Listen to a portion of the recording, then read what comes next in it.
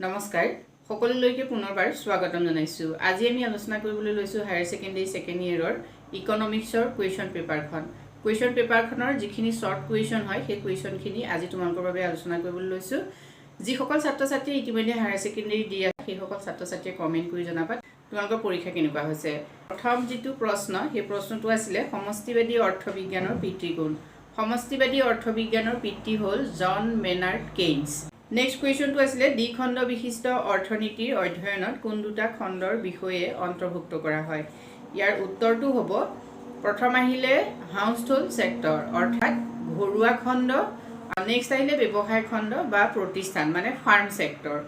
next two হ'ল FRBM act আইনখনৰ full ফৰ্মটো কি fiscal responsibility and budget management act 2003 Next question to hol purno nijuktir bharakhamya obosthat thoka ekhon orthonitit ইচ্ছাকৃত নিবনুৱা থাকিব পাৰে এটো শুদ্ধ নে অশুদ্ধ কবলে কৈছে গতিকে এটো ইচ্ছাকৃত নিবনুৱা থাকিব পাৰে মানে এটো শুদ্ধ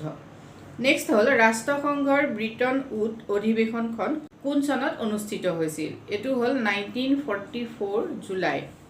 নেক্সট আহিলে সক্ৰিয় চাহিদাৰ স্তৰ কেতিয়া প্ৰাপ্ত হয় সক্ৰিয় চাহিদাৰ স্তৰ মানে ইফেক্টিভ ডিমান্ড তেতিয়াই প্ৰাপ্ত হয় যেতিয়া aggregate demand is equal aggregate supply হয় মানে সামগ্ৰিক যোগান আৰু সামগ্ৰিক চাহিদা যেতিয়া সমান হয় তেতিয়া কি হৈছে ইফেক্টিভ ডিমান্ড মানে সক্ৰিয় চাহিদাৰ স্তৰ প্ৰাপ্ত হয় নেক্সট এটা কোৱেশ্চন আছিল NNPFC is equal NNPMP minus খালি ঠাই এটা খালি ঠাই তোমালোকে কি পুৰাবা যেহেতু NNPFC ইজ ইকুৱেল NNPMP মানে NNP ফ্যাক্টৰ কস্ট তো আমি তেতিয়া পাম যেতিয়া NNP মাৰ্কেট প্ৰাইজৰ পৰা নেট ইনডাইৰেক্ট ট্যাক্সক আমি বিয়োগ কৰিম এখিনি আছিল ম্যাক্ৰো ইকনমিক্সৰ শৰ্ট কোৱেশ্চন নেক্সট ইন্ডিয়ান ইকনমিক্সৰ শৰ্ট কোৱেশ্চন খিনি চোৱা কৃষি উৎপাদনৰ ক্ষেত্ৰত বিক্ৰীযোগ্য উদ্ধৃত কি মানে মাৰ্কেটেবল সাৰপ্লাস কাক বোলে এজন উৎপাদকে উৎপাদন কৰাৰ পাছত তেওঁ যিখিনি দ্ৰব্য সামগ্ৰী নিজে কনজিউম কৰে মানে উপভোগ কৰে সেই সামগ্ৰীখিনি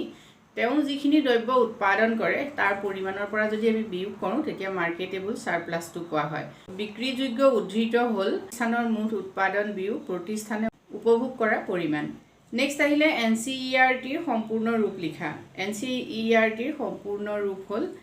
national council of educational research and training next হল কোনটো ভাৰতীয় কোম্পানীয়ে 2000 চনত ইংলেণ্ডৰ চাহ কোম্পানী টেটলিক ক্ৰয় কৰিছিল টেটলিটো আছিল ইংলেণ্ডৰ এটা চাহ কোম্পানী এটা ভাৰতীয় কোম্পানীয়ে হেতু ক্ৰয় কৰিছিল 2000 চনত টাটা কোম্পানীয়ে ক্ৰয় কৰিছিল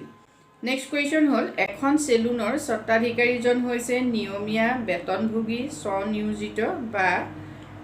নৈমিত্তিক এতিয়া এখন সেলুনৰ স্বত্বাধিকাৰীজন মানে সেলুন এখনৰ যিজন স্বত্বাধিকাৰী তেওঁ কি হৈছে স্বনিয়োজিত যেহেতু তেওঁ নিজে এখন প্ৰতিষ্ঠান আৰম্ভ কৰি লৈছে গতিকে তেওঁ হল স্বনিয়োজিত নেক্সট কোৱেশ্চন হল 2023-24 চনত মানৱ উন্নয়ন সূচকৰ ক্ষেত্ৰত ভাৰতৰ স্থান কিমান 2023-24 চনত মানৱ উন্নয়ন মানে হিউম্যান ডেভেলপমেন্ট ইনডেক্সৰ ক্ষেত্ৰত ভাৰতৰ স্থান হল 134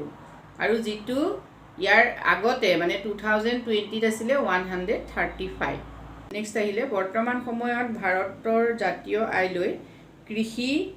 উদ্যোগ সেৱা খণ্ডৰ সৰ্বাধিক অৰিহণা আগবঢ়ায় অৰ্থাৎ কোনটো খণ্ডই সৰ্বাধিক অৰিহণা আগবঢ়ায় সৰ্বাধিক অৰিহণা আগবঢ়োৱা খণ্ডটো হ'ল সেৱা খণ্ড আৰু দ্বিতীয়ত আছে উদ্যোগ খণ্ড তৃতীয়ত আছে কৃষি খণ্ড ভাৰতীয় অৰ্থনীতিৰ এখিনি আছিল শৰ্ট কোৱেশ্চন আজি ভিডিওটোৰ জৰিয়তে আমি তোমালোকৰ বাবে এখিনি কোৱেশ্চন আগবঢ়াইছো যদি কোৱেশ্চনখিনি আনসাৰ তোমালোকৰ শুদ্ধ হৈছে তেতিয়াহলে কমেন্ট কৰি জনাবা নেক্সট পাছৰ কোৱেশ্চনখিনি আমি আলোচনা কৰিবলৈ চেষ্টা কৰিম আজিলৈ ইমানেই ধন্যবাদ